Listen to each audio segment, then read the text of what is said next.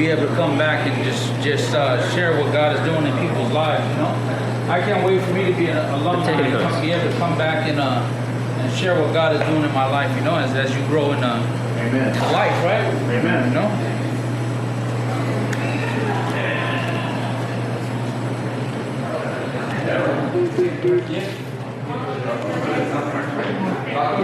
Oh, sorry. I'll get that out of the way. There's every. What do you think? You're welcome to the table.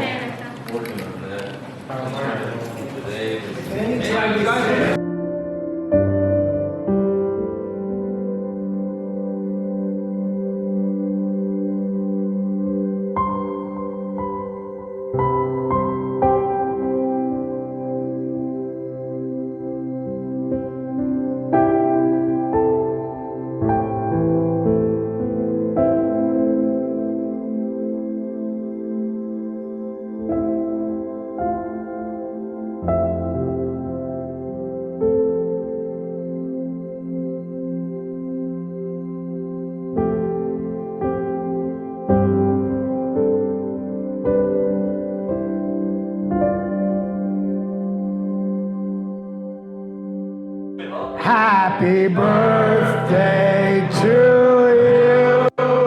Happy birthday to you.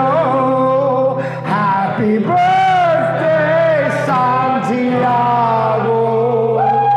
Happy birthday to you.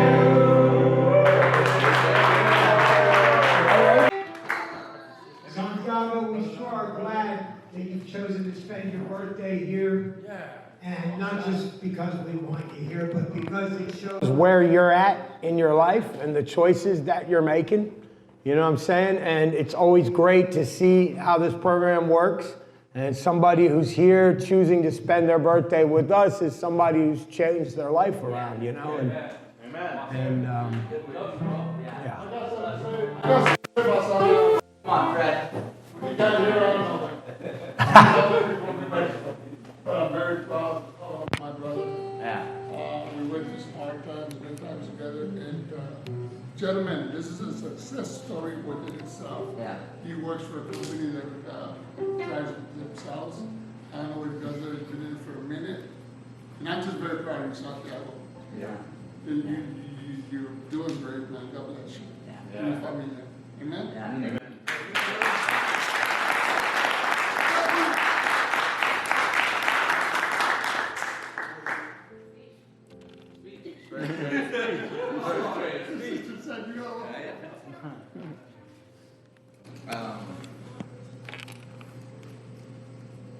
I'm just so grateful for this place, for the family, for the friends that have stuck around, or that I've positioned myself to stick around. And I think that's some of the biggest advice I can give you guys is position yourself for success. Yeah. That's the family that's supporting you, that's the church family that's supporting you, and that's the friends that you're hanging around with. For me, it was like my sister is here. Yeah. She's the one that has kept me grounded through it. But position yourself for success. Yeah. That's a good It's song. the biggest. There's a saying in Spanish that my mom used to say, that my grandpa used to say a lot. Dime con quién andas y te digo quién eres. Tell me who you hang around with and I'll tell you. Come on, somebody.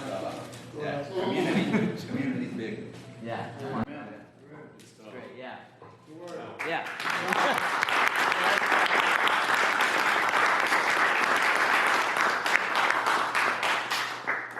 Well, I used to not put a lot of emphasis on birthdays. I thought, you know, it's really, yeah, just another day. That's what I say. But it really is not just another day. It was a day that the Lord blessed us with you. Yeah.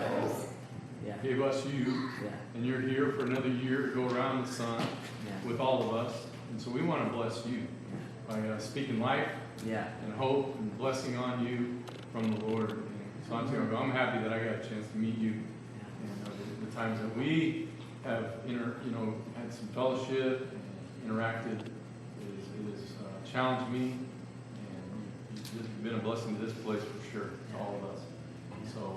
we speak blessing to you. Yeah. Lord, I want you to put it on your life's important. You're important. Yeah, that's right. And you're a gift from God to us. So, birthdays mean a lot more to me once I see that it's the speaking of life. You're here, and we bless you for another year. Yeah. Amen.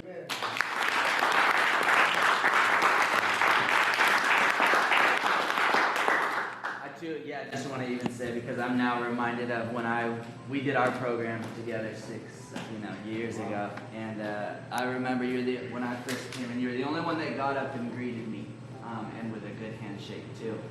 And what I've remembered about you for 6+ years is you're a hard worker, but more than that, you have the capacity. You have probably one of the biggest hearts I've ever seen. You're a loyal friend, and you are kind, man. I mean, sometimes I think you're like a big teddy bear. You can come off a little rough, but the Lord has given you such a big heart with the capacity to love people, and I've seen you do that and continue to come by. And I've been blessed by your friendship for many years, and so I also just agree and echo that, dude, and double blessing for you and for this next year, man.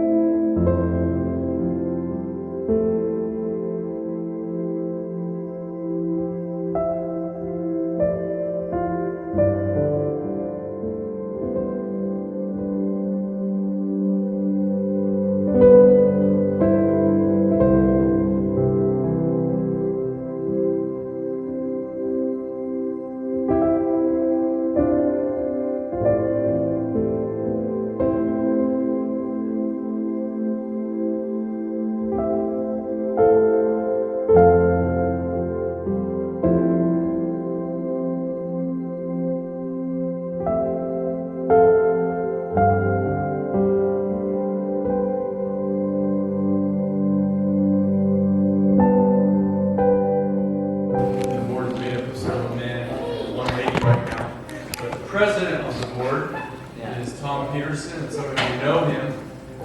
Some of you, maybe a few of you know that he's the president. Yeah. But it's a very important position for the continued operation of Teen Challenge. And so let's just give him a warm welcome and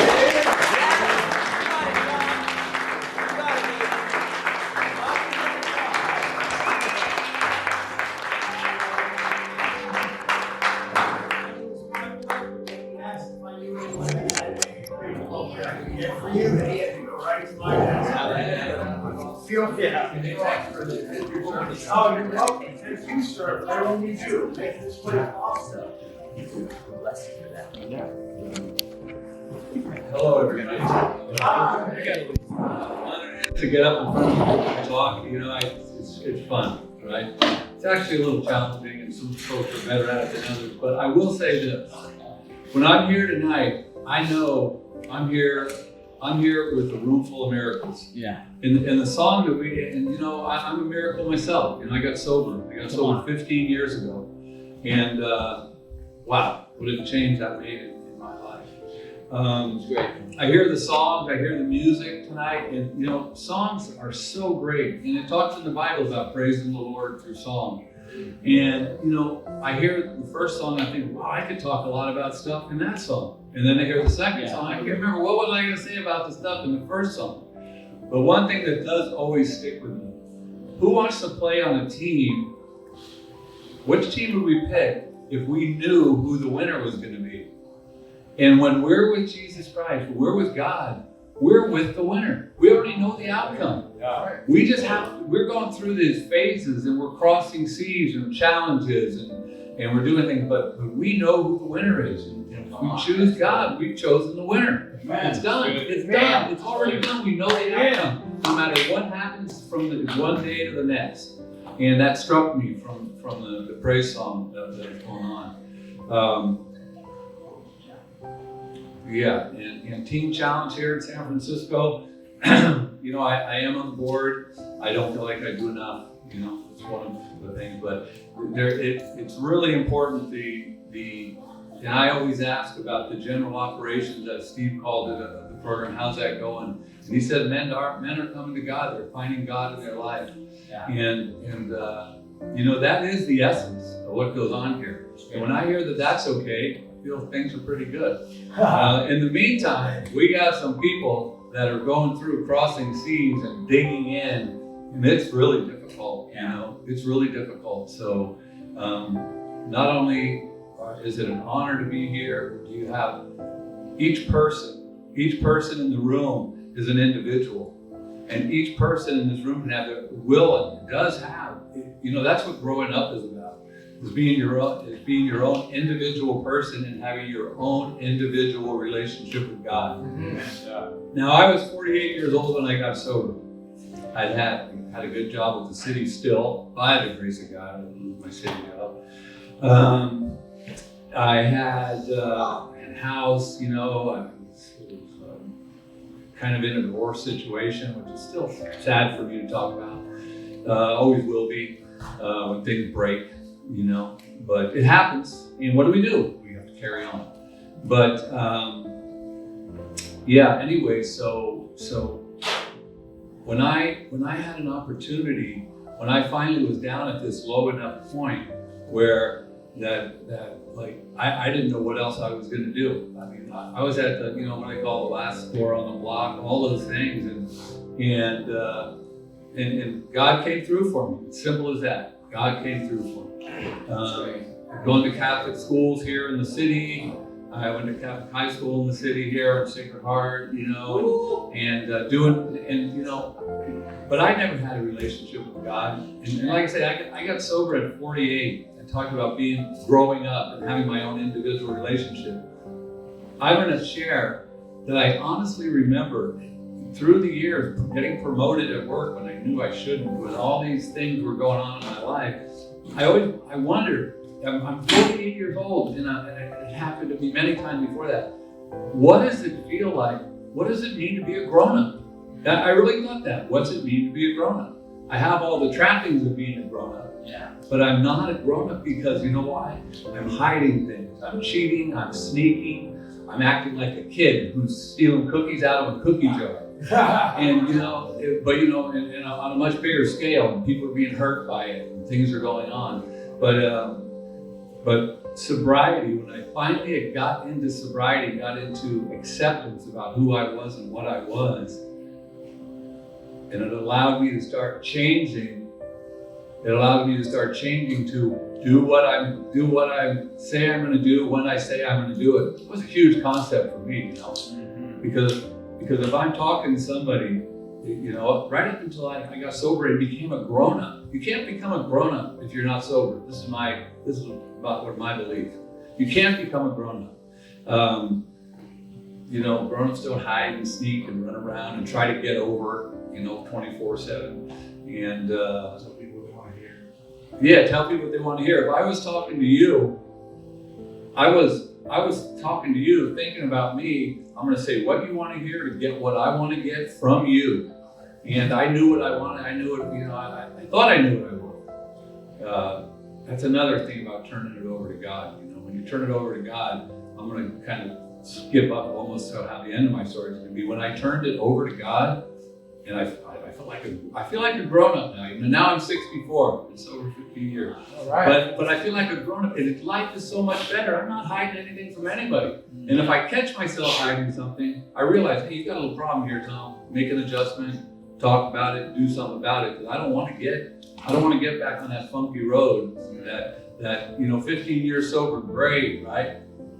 How far am I away from you know, I'm down to Clooney's down the block, you know, one drink, and then I don't have 15 years sober. So I don't care about that 15 years. I'm proud of it, but it's not who I am. Who I am is a 24-hour chip I keep in my pocket. With God's grace, I have a chance to stay sober, and I did today, and I'm hoping I'm going to do it tomorrow. But I do count on God for it. The disease, as we know, is very cunning, baffling, and powerful. Amen. And the first thing, and some guys are new here. I even hear there's a gentleman who may be coming on board here. And the first step in my testimony, the first step in recovery was it's acceptance of who we are and what's going on in our life. You know, we're accepting who we are. I'm going to read something that I had been sober for about a month and a half. And let me tell you, crossing seas and stuff, I'm not saying it's easy. But I was sober about a month and a half. I was at a job. I was still working for the city. I worked for the city for 38 or 9 years and retired a couple years ago. But I was working at a job where I didn't exactly want to be. I got moved from a position. I was the operations manager for the Port of San Francisco. You know, you want to talk about hard work, especially hard when you're drunk the night before. You got to look good the next day. You know, us drunks and dopers, we work harder than anybody. We work harder than a guy who's just telling the line. You know, that's been my experience at least. Yep. But the first thing, and I was at this job, and I thought my head was going to explode. I literally was sitting in an office, working on a computer doing work orders for the Department of Public Works, and I thought, I'm in the middle of divorce. My job got changed around. I really thought, I'm going to have a stroke or something. I'm going to pass out here. And a painting supervisor there who happened to be, I talk about a lot of it. A painter there, and he knew I had kind of just started doing some AA stuff. He saw me and he took me and said, "Hey, come on." You know, he worked for me. He goes, "Come here." So I go with him and we walk into his office. He had a nice little office, and he goes in, he opens this book, slaps it down on the table and goes, "Read that." Yeah, he goes, "Read that." And I'm like, and he walks out. So, you know, I'm sitting in there now, I'm by myself. At least I'll be a little better. If I were to stroke out, I won't be in front of everybody because I don't want to look bad. But anyway, page 417 of the book, and this is what I believe is the first step into being able to get sober. And what I got out of getting sober was a real relationship with God. Not a church on Sunday that I didn't want to be at and eventually didn't even go to. I got a relationship with God. That's about relationship and not a bunch of rules. And that's the thing. So page 417 of the AA Big Book says, first step, "And acceptance is the answer to all my problems today. When I am disturbed, it is because I find some person, place, thing, or situation, some fact of my life unacceptable to me. And I can find no serenity until I accept that person, place, thing, or situation as being exactly the way it's supposed to be at this moment. Nothing, absolutely nothing happens in God's world by mistake. Right. Until I could accept my alcoholism or drug use, I could not stay sober. Unless I accept life completely on life's terms. Here we are right now, on life's terms, here at the Teen Challenge. Until I can accept life on life's terms, I cannot be happy. I need to concentrate not so much on what needs to be changed in the world as on what needs to be changed in me and my attitudes. And a big part of what needs to be changed is to get the humility to accept who I am and to realize I need help. I can't do it myself. And that allowed me that turn to really get to know God. I got around a group of good people. That's another really important thing. We're right here, right now. We got one thing in common. We want to be sober. We want to change our life. None of us came in here on a winning streak. But we got another chance. This is God giving us yet another chance. Yeah. Because I mean, you know, how many bullets did I dodge? You know, luckily not literally in my case. But I mean, you know, how many bullets did I dodge? How many chances did I get? And when you get it, you get it. And once you get it, it's still not even easy to keep. What you need to hang on to sobriety, especially when you're first starting, you need the desperation of a drowning man. Has anybody ever been caught in the water and think you're going under? I mean, you're going hard to grab back, to grab back. And that's how hard you got to work at this because the enemy who lives out there, the devil who's on the world, he does not want you doing this. And when you first, it's like water skiing. When you're first coming up out of the water, am I ever going to break the water? And it's harder as heck. But you pop out and then you're on top. You know what I mean? You still have to watch out you don't fall and go back under. But if the guys here that are just starting or are new here, You need the desperation of a drowning man. That's what you need. And you need to surround yourself with good people. So that's what I see happening. That's what I see happening here. And that's what's happened to Teen Challenge. I know some miracles that come out here now that are ministers and preachers or cops and all kinds of things that turn the life around. And that's what I believe can happen here. Just a little quick bit about my own testimony. So I grew up here in the city in the Noe Valley, right up on Sanchez Street, and I had 8 brothers and sisters. I was in the middle. I was 9. I was 5. I was 9. 5th, right in the middle.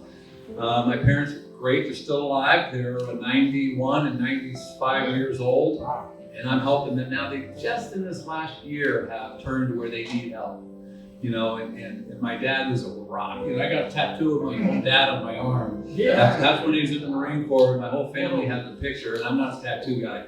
But my son said, "Hey Dad, there's a tattoo. You always said you wanted one." So I got that tattoo when he was 80, now he's 91. And I showed it to him. He's a tough Marine, you know, and the guy's bulletproof. And this was a family picture that we had all had when he came back from the Korean War, and everyone had at their house, all my 8 brothers and sisters. So my whole family knows what that's all about. So anyway, I showed it to my dad, and that big tough Marine had a tear start rolling down his face when I realized what they did. You know? But I'm blessed to have them just a little. So that's the family I grew up in, and right now, my 95-year-old mom, there's 65 grandchildren and great-grandchildren, most of them right around here. So we have some alcoholics, we have some good guys, we have a lot of very successful people. I have one nephew that we would have just never thought. He got sober and he was doing pretty good, and from a real nice family, you know, my sister, and no real challenge. They got everything they want, their kids covered. He died of a fentanyl overdose in Sonoma at his buddy's house when he came home from college. You know, it's just like, whoa. So none of us are immune, but all of us are here with another chance. Amen. And we might ask God this question: okay, what do I get? You know, what do I get? You know, what do I get out of this? Well, you get to live a good, sober life, feeling like an adult. And what do I have to do? What I have to do to keep it is what I'm doing right now. Why are we still alive after we find God? Let's just go to heaven then, right? That's where we want to end up. You know, heaven is peace and serenity, no more problems, no more pain, no more suffering. I'm in, I'll go now. But why are we still here? The AA says it, but really the Bible says it, because this is the Bible. There's a lot of Bible here. We're here to share the news and help others. We have a very unique way that we can help others. Our craziest stories, and I'm going to bet you money there's some crazy stories in here. I know I got some, like way, way out there. How God can use anything for good. I know it says that in Romans somewhere. I'm sure Pastor Kenny could quote that for me. But God could take our very worst experience, and there's somebody else out there who's done that same thing. They think they're unforgivable, they're no good. They get, I'm not going to use foul language, they get the screw it's, and I'll just have another drink or do whatever, you know, like it's too hard, I'm out of it. But how does our story, the worst thing we ever did that has us at our lowest point, that drags us back out into the street, that can become a value when we share that story with someone else who just came in the room, who just came to Teen Challenge. We can share that story and they can go, oh, you know, they can hear it. I've heard things at AA meetings and in church, you know, now that I have ears for church. I didn't have ears for church. I went, but I didn't have ears for church until I got AA. In my AA share, I say, what AA did for me is it tilled up the ground so I could have a relationship with God. But I didn't have a relationship with God. You know, I didn't know, you know, except get me out of this. You know, please get me out of this. So anyway, that's the miracle. A little bit, just a little my story. So I grew up 5 and 9, right up here up the block. Had a great life, loving folks. Things were good, and you know, things were good. And in my particular case, my older brother Pat, he got in trouble at school drinking at some games, football games or something. So to keep an eye on him, my parents sent me out with him because as like a punishment, because I'm a good kid. They're gonna watch me. Well, he bought me a half pint of Ripple up on Chattanooga Street, 2 blocks from here, and I just had the allergy. My body changed when I did that. I wasn't hurting. I wasn't hiding nothing. You know. I wish I was a little bigger, stronger, better looking. But when I drank that Ripple, I was a little bigger, stronger, better looking. Talk to the girls, do all that stuff, you know. And from there, it just went off for me. I got into alcohol, but. You know, it also says in the Bible, when you light a lamp or a candle, it goes on top of the table and it shines light everywhere in the room. It shines on the good people, bad people, people having trouble, people on top of their game. That light shines everywhere, and that's what I ask God, can I be the light? That's all I want to be is the light. Amen. And I know when I'm not being the light, and I want to get back to being the light now. I know where that is, and I know how to get there. And you know, I can do it a lot of the times. You know, I can do it a lot of the time. So anyway, I think with that note, I'm looking forward. And I was talking to Pastor Kenny and Steve. They were saying it was okay. I used to come down here and read from the AA book 1 day a week. You know, and do a little reading and just with the guys here and talk about it. And they're saying maybe we can try that again. So we're going to get that scheduled. I'd love to be able to come down and sit and find a time when you guys are here. And it's optional to come. That's one thing about my perspective. I don't want anybody to come to something they don't want to come to because they may as well not be there anyway. So it's optional. And it's really good for me. I'll be there. Right on, brother. And then, you know, the thing I was saying about when I have a few experiences where I can know something happened with someone I was talking to, not just the light on the table, but I was talking to someone and something happened. And I knew I was being used. I knew I was being used by God. And dude, those are the most exciting experiences I've ever had in my life. Like, whoa, you know, the light went on for somebody and God used me to do it. Right now. So that's some great stuff. Yeah. I'm gonna close with, you know, if you do the work in here, personally do the work. You know, we don't want to sneak, we don't want to hide, we don't want to try to get over, we don't want to read a little less than we were supposed to. Every day get up and my suggestion is ask God for ears to hear and eyes to see more. That's what I ask every day. God, let my eyes see more, let me hear more. I do read my Bible now. Now I read the Bible because I enjoy it. And I have a reference Bible next to it. That was never me, let me tell you. That's a miracle. You know, that's like, whoa. And that's my start of my day now. And if I miss it, I don't beat myself up, but I want to get back tomorrow on it because it does it. It gets me on my day. Then I go through the rest of the day getting kicked around and beat up and watching the news and irritated about this and seeing that. You know what? I need another fresh bath in the Bible tomorrow morning. You know? And take it all. Tell it. Yeah. So anyway, when you do that work, if you do that work, and it's just you, it's not your family at home, your mom, your girlfriend, some you're trying to get back, whatever. When you could purely go after that relationship with God, and when you do that, when you get that relationship, the promises, and I'm going to read those too. Why reinvent the wheel, right? The promises in AA say this, and AA to me, once again, is just a God relationship. It made my relationship with God real. Let me get into that relationship. So the promises, if I can never stop talking. If we are painstaking about this phase of our development, and we are in development right now, if we are painstaking about this phase of our development, we will be amazed before we are halfway through. I've seen this guy tonight. He's pretty amazing right now. We are going to know a new freedom and a new happiness. We will not regret the past, nor wish to shut the door on it. We will comprehend the word serenity. Think about that word. And we will know peace. No matter how far down the scale we have gone, we will see how our experience can benefit others. How our bad experience can help someone else. That feeling of uselessness, and self-pity will disappear. Anyone in here ever feel sorry for themselves? Yeah, I do. Still do sometimes. Will disappear. We will lose interest in selfish things and gain interest in our fellows. Self-seeking will slip away. Our whole attitude and outlook upon life will change. Fear of people, and we're afraid of people. That's part of acceptance, is realizing we are afraid of people. You know, life is about what I'm afraid of not getting, or what I'm afraid that I already have someone's going to take away from me. Life's about fear. It drives us way too much.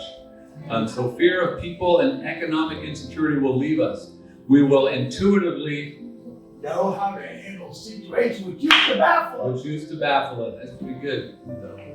Which used to baffle us. We will suddenly realize that God is doing for us what we could not do for ourselves. Accept that, because it's a fact. Are these extravagant promises? We think not. We think not. They are being fulfilled among us, sometimes quickly, sometimes slowly. They will always materialize if we work. So anyway, everybody, it's great to be here. Santiago, happy birthday, dude. Yeah. That's a miracle right there, you know. And a good looking one. Check that guy out. He's done, you know, there's tile up here with a cross. He's done that work, and he's left a mark on this place and continues to leave a mark on the place. And here's a guy who's been sober, I don't know how long, and where does he choose to come? On his birthday to celebrate. Right here. Praise the Lord. Thank you. Sold out for the Lord. I want you guys